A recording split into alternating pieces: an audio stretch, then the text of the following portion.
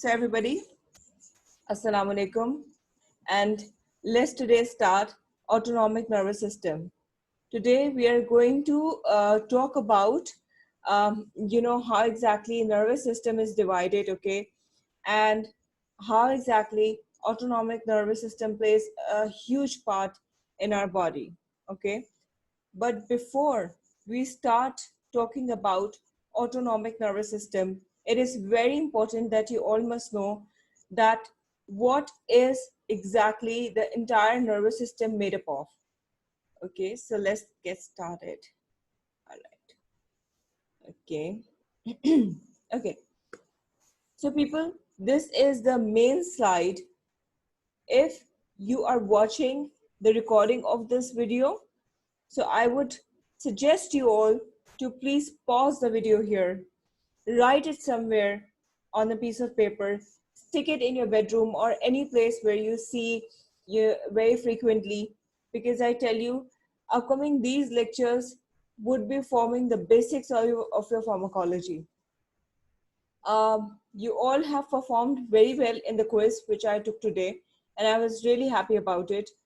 And now this is the nervous system. You see, brain has important impact on all of the functions of our body. Before I move on, I just recalled one query or one suggestion of a student, and the feedback that I gave to her, I want to share it with you all. You see, the videos that I upload on my YouTube channel, I always enable subtitles in English, so that any one of you who has trouble in understanding English language, you can always pause my video, read the subtitles, play it again, and work like that. You see, we are studying in a university where language of instruction is English. So we cannot, switch languages and have a course in Urdu language, and in degree we'll say that we have had it in English language. That would be a complete lie. So guys, always avoid talking lies and creating a situation which is not even true. Okay, it always gives a bad impact and people spot like that. So it's very important that you understand in English and you communicate in English. Maybe my lectures would help you not only in understanding pharmacology, but also in developing English language skills. I hope so. All right. So let's get started. Okay, bete.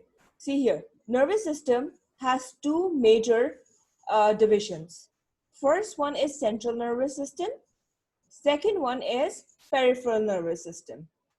Central nervous system is abbreviated by CNS, and peripheral nervous system is abbreviated by PNS. Now, the central nervous system, as the name suggests, that it comprises of the central part of our body. Okay, this is the major nervous system. All right, so it is composed of brain and spinal cord. All right, I repeat, nervous system is divided into central nervous system and peripheral nervous system. Central nervous system has two parts, brain and spinal cord. Brain receives and processes sensory information, initiates responses, stores memories, generates thoughts and emotions.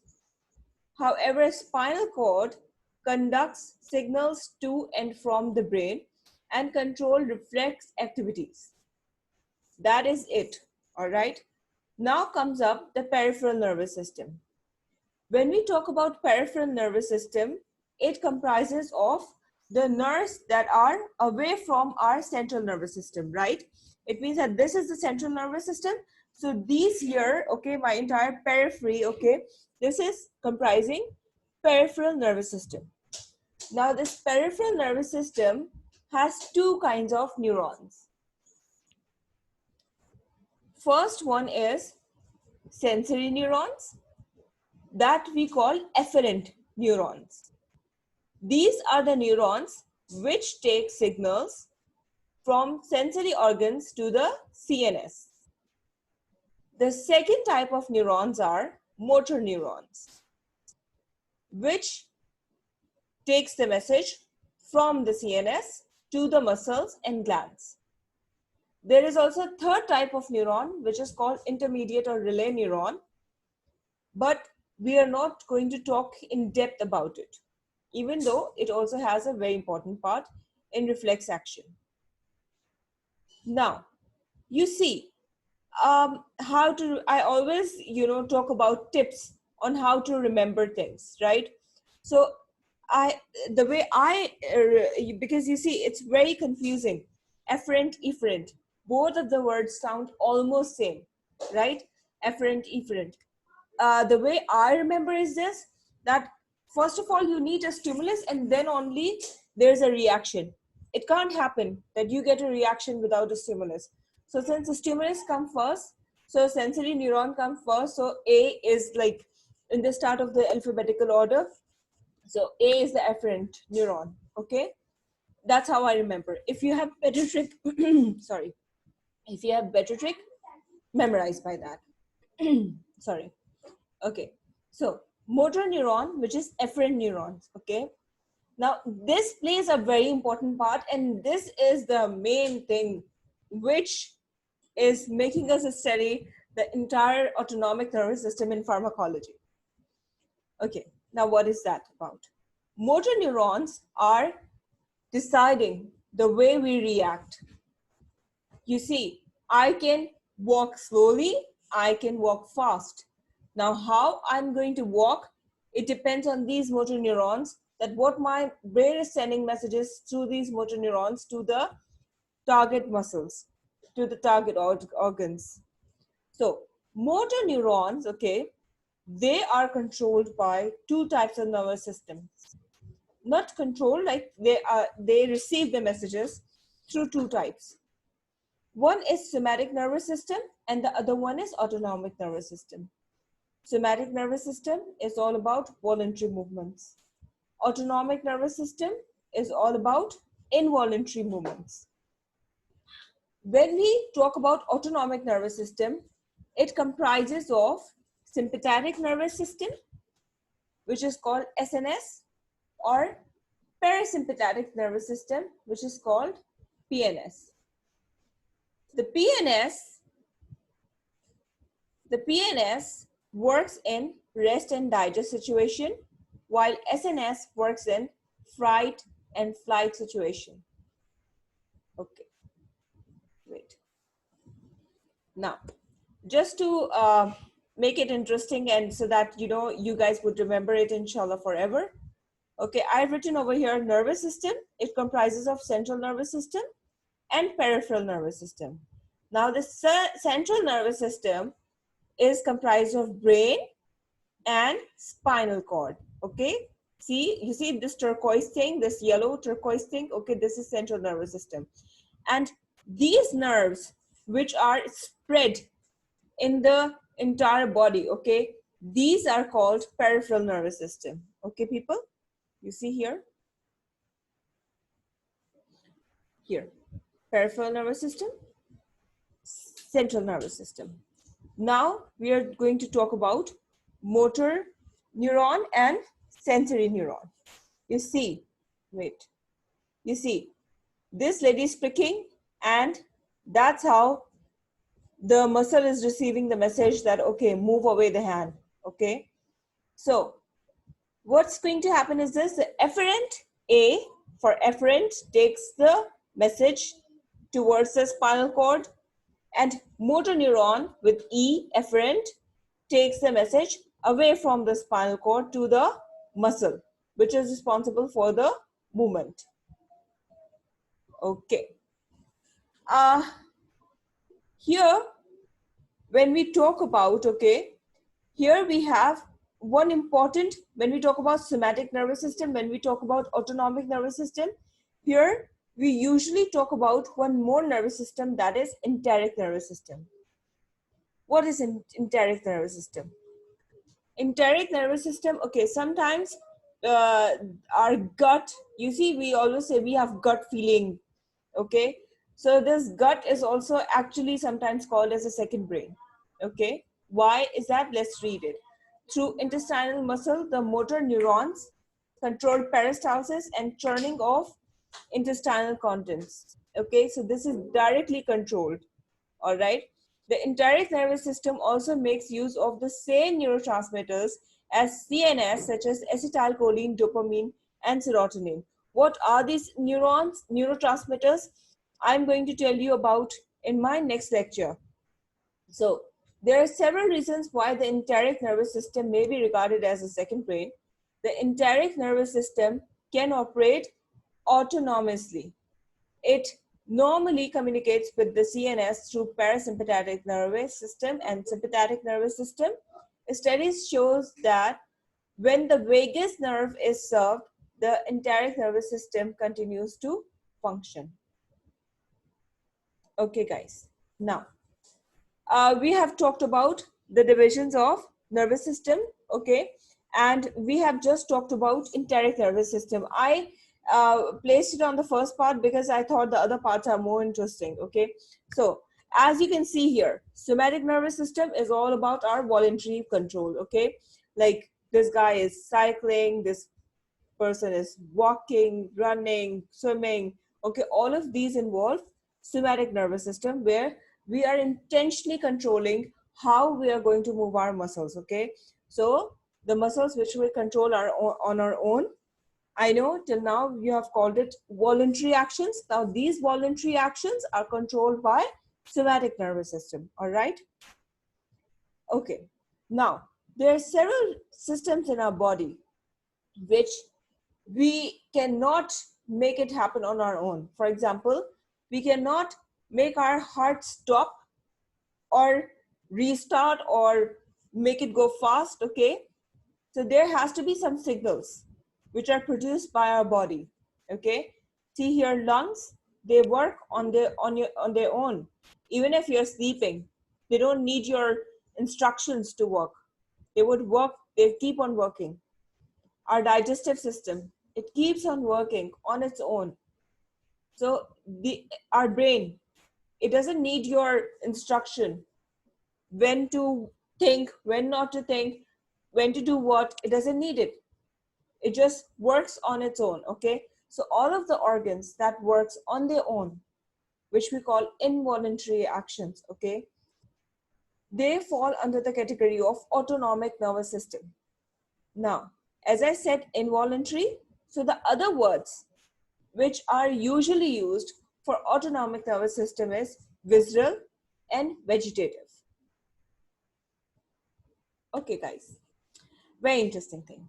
See, like I said over here, our body doesn't need any instructions, okay, from the brain, how to work, when to work, and etc., etc. All right. So we have two situations here right now. In the first picture, the Spider-Man is sleeping or maybe relaxing. All right. In the second picture, we have a cheetah running. Okay. Think about the Spider-Man right now. The Spider-Man would be like extremely relaxed, completely calm, and of course, this person would not even be thinking of any emergency situation, not even thinking about the web being broken or something. Totally relaxed state. However, in the second state, if I would see this cheetah running towards me, how would I behave? How would I react? I'm sure you know it all. I would shout at the top of my voice. I would scream. I would run. I know technically you should not run, but seriously, in an emergency situation, you do shout and run.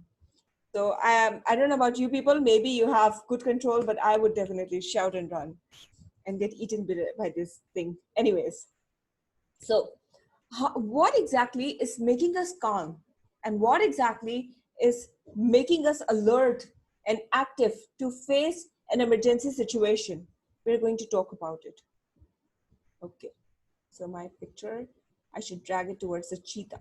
Okay, now guys, see here. This is rest and digest situation, okay, where the guy, when I say rest or digest, it means when a person is relaxed, their digestive system is at their best. okay? And when I say flight or fright, that automatically indicates when the situation is totally opposite, all right?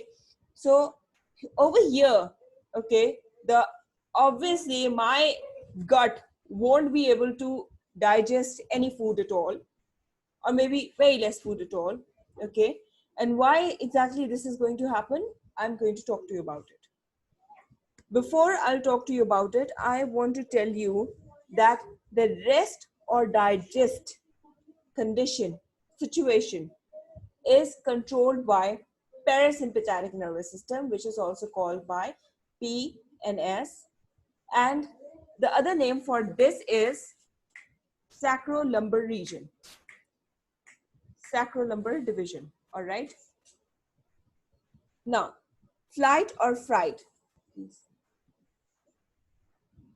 Okay. Now, the second type of nervous system that we have is sympathetic nervous system, okay? And this is controlled by thoracolumbar region. Now, what is that? I'm going to talk to you about it. As I always keep on sharing with you the mnemonic and the ways I remember, okay? So I actually take this S, okay, and connect it with the lion by, you know, because sometimes when we are sitting in an exam situation, we do tend to forget things, or and then we are trying our best to make our neurons activated and think what it linked with. So I always, you know, when I was studying this, it was in 2008. So what happened, I developed this mnemonic that and elections were going on. So I developed this mnemonic Sheraya, Sheraya, because, you know, the Muslim League Noon, they have the slogan, even though I am anti them.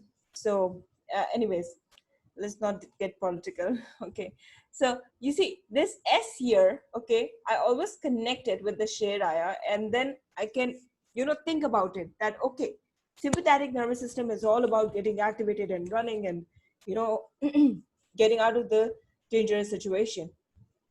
Okay, so uh, let's talk about how exactly our body would react in different scenarios, all right?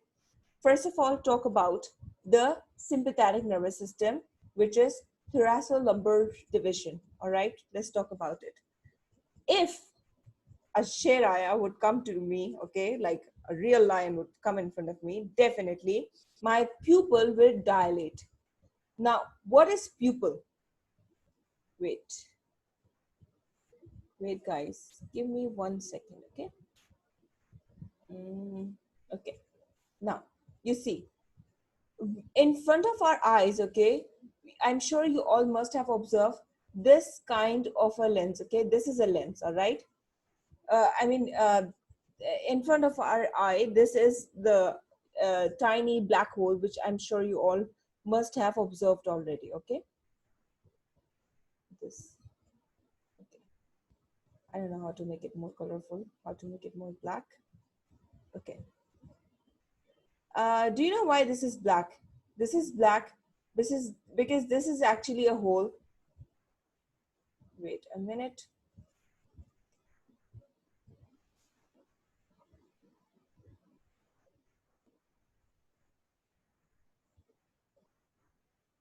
This chart slide. Okay, I will do it. Okay. What I'll do is this, since one of the students have requested in the chat box to zoom this slide. Okay. So what I'll actually do is this, I'll take this slide picture, okay, and I'll post it in your class, Google class, all right? Moreover, I want to tell you all that in your book, which I referred to you in the class, okay, that book also has this table. But I will also share this chart with you since you have requested, all right? Don't worry about it. Okay, guys, let's talk about it. Haji. Okay, you see, this is, okay, this is called iris. This is called, wait, I have somebody in the class. Okay, so guys, this is called iris. Okay, this is the muscle which actually allows how much light is going to enter in our eyes. Okay, and This here, this whole here, okay, is called pupil. Okay, wait a minute. This whole here is called pupil. All right. Now what happens is this iris, okay, it is made up of two kinds of muscles. Okay, one is circular muscles and other one is radial muscles. All right. I think I have also attached one video how eye functions in my YouTube channel. Okay, so please watch if you want to know in detail how exactly this eye controls how much light is going to enter into our eyes. Okay, so please watch that video. That will give you a detailed insight, not that detailed, but uh, much insight about it. Okay. All right. So what happens is that this pupil, okay, this would dilate. This would get bigger in size. Now, the question is why it would get bigger in size. It would get bigger in size because you see, I want my eye, okay, it would want to see maximum of the things, okay, which are around me. The pupil would dilate, okay. And when this pupil would dilate, it means a lot of light would enter. Okay, for example, if I have this thing, okay, it is constricted pupil, so less light is entering into eye. Over here, a lot of light is entering into my eye. That is why I will be able to see like everything. That is why you see when you are in a crisis situation, you do remember everything, how exactly the room looked like and everything, because you do remember everything, because then your pupil is dilated. Okay, it is allowing you to have the maximum of the image. All right. So when I have my sympathetic nervous system is activated, okay, my pupils would get dilated. How about my heart rate? If I see a cheetah running towards me, my heart rate would accelerate. Okay, contractility would obviously increase.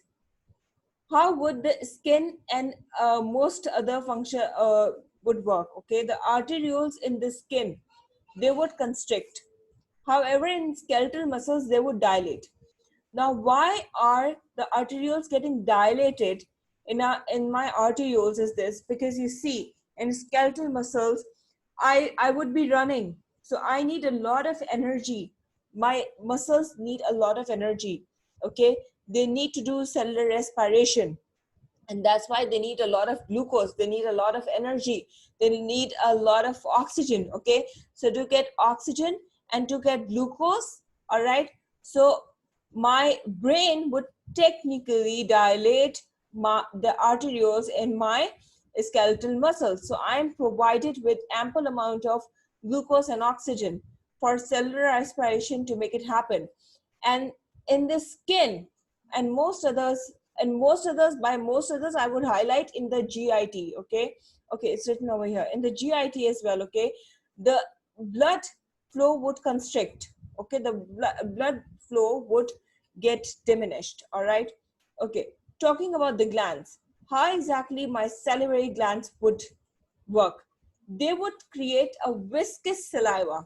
Okay, viscous saliva. All right. Lacrimal glands, no way, I won't find time to cry. Okay, sweat, definitely it would increase, so that if my body is producing a lot of energy, so my sweat would cool down my body, and then my body temperature would be maintained again. All right. Bronchial muscles relax. Okay. Okay. Oh no, wait. Okay, bronchial muscles relax. GIT muscle walls relax. However, sphincters contract. Okay, urinary bladder fundus relax. Sphincter contract, and penis ejaculates. Uterus relax. Metabolism. Okay, in metabolism you would see both things are there. Okay, it's glucogenesis as well, glycogenolysis as well. So I'm sure in biochemistry you are learning these days that glucogenesis is all about, uh, utilizing the glucose molecules in order to produce glycogen, okay? And glycogenolysis is all about breaking down the glycogen and producing a lot of glucose molecules to help you run and whatnot, okay? So why exactly this is happening? Maybe a lot of glucose is secreted and our body needs to uh, tackle the high levels of it. That's why. Coming up to kidney. Kidney secretes an enzyme called renin. All right. Now, this renin does what? Wait, I have some people to admit. Okay. So, this renin controls the blood pressure in normal situation. In sympathetic nervous system, when sympathetic nervous system is activated, renin secretion, you see ex means excited, okay? So it's excited, and that's how what would happen, uh, blood pressure would actually increase. All right. There is other thing as well. Wait, this is the here it's written lipolysis, okay? Lipolysis. So what's going to happen? The lipids would be broken down, of course, to produce energy and all, because fat is also a reserve. It is a second reserve, but it is a reserve to produce energy. All right. How would I react in a normal calm down situation? In a normal calm down situation, my eye pupil would constrict, my heart rate would of course slow down. It will have inhibitory effect. Contractility decreased. Saliva, watery secretion, not viscous, to make my mouth feel dry. Lacrimal gland secretion would be there. Bronchial muscles contraction would be there. Uh, GIT muscles contraction and relaxation of the sphincter. Urinary bladder contraction and relaxation increase, and a penis erection would be there. Okay. All right. Now coming up to the parasympathetic and sympathetic nervous system. If you look at this slide, I'm sure even from this previous slide, you have now understood that parasympathetic and sympathetic nervous system are the two ways by which our motor neurons would produce impact and would instruct our body organs to work differently. And if you see, my eye is actually innervated with both of the systems. Okay, it's not this that only one part of my eye is innervated with the sympathetic. Okay, so it's actually linked up with both. Now talking about the anatomy of neurons. So when we talk about anatomy of neurons, okay, so you see, I have made this slide so that we can do quick comparison between these two, and we can think how exactly these two are different and how exactly these two are similar. So you see, this is preganglionic neuron, and this is postganglionic neuron. And over here, they have a synapse, which is usually in a ganglia. Here also, it's a preganglionic neuron, it's a postganglionic neuron, but if you see in parasympathetic, which is a calm down situation, the parasympathetic neuron, the preganglionic neuron, is larger as compared to the sympathetic preganglionic neuron. Okay, and if you see over here, preganglionic neuron, soma, is usually in the brain stem or sacral towards the bottom of the spinal cord. And this preganglionic neuron, soma, is usually placed in the spine. Okay, all right. Then what's happening is this postganglionic neuron, soma, is usually in a ganglion near the target organ. However, here this is located in a ganglion, okay, which is located next to the spinal cord. And then the target organs receive the messages. If when you would watch this video in the YouTube recorded video section, okay, I want you to please stop on this part of the video. and think about it and spot the differences. What you need to spot is the ganglia, how exactly they're different. So let's do it together, but then also please stop and have a detailed view how exactly this is looking like. So you see, we have two innervations, sympathetic division and parasympathetic division. I told you that sympathetic is also called thoracolumbar region. Why?